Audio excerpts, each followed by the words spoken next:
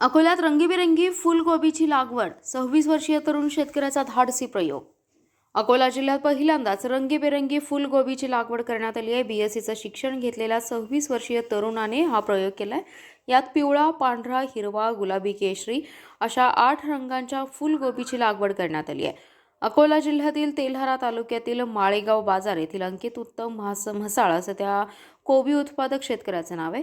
अंकित आणि त्याचे वडील उत्तम म्हसाळ यांनी 3 एकरात विविध रंगाच्या फुलगोबीची लागवड केली आहे. त्यांना एकरी मागे 1 लाख रुपयांपर्यंत लागवड खर्च लागला असून त्यातून म्हसाळ यांनी एकरी मागे 3 लाख रुपये उत्पन्न घेतले. तर अवघे 3 महिन्यात 3 एकरातून 9 लाखाचं उत्पन्न घेतलंय.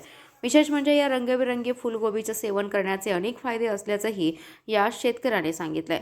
पांढरी फुलगोबी, केशरी फुलगोबी, जांभळी फुलगोबी, ब्रोकोली, हिरवी फुलगोबी, लाल पत्ताकोबी, हिरवी पत्ताकोबी आणि लेटुसचा यात समावेश आहे. ब्रोकोलीला 100 ते 150 किलोप्रमाणे बाजारात भाव मिळतोय, तर केशरी आणि गुलाबी फुलकोबीला 100 ते 120 किलोप्रमाणे भाव मिळतोय.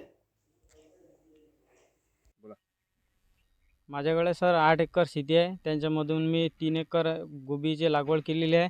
त्यांना 1 लाख रुपयापर्यंत खर्च येतो एका एकरावरती आणि त्यांच्यापासून 3 लाख रुपयापर्यंत उत्पन्न मिळते. तर 1 लाख वजा करता आपल्याला 2 लाख रुपये याच्यामधून बेनिफिट राहते. आणि याच्यामध्ये विविध प्रकारची गोबीची लागवड केलेली आहे कलरमध्ये समजा. आणि त्यांना मागणी पण भरपूर आहे. थोडे विटॅमिन न्यूट्रिशन हे जे मिळतं हे साध्या गोबीतून याच्यामधून थोडं 2 पट 3 पट जास्त मिळतो. त्याच्यापासून समजा आपली हे लोकांची भरपूर मागणी आहे यांना.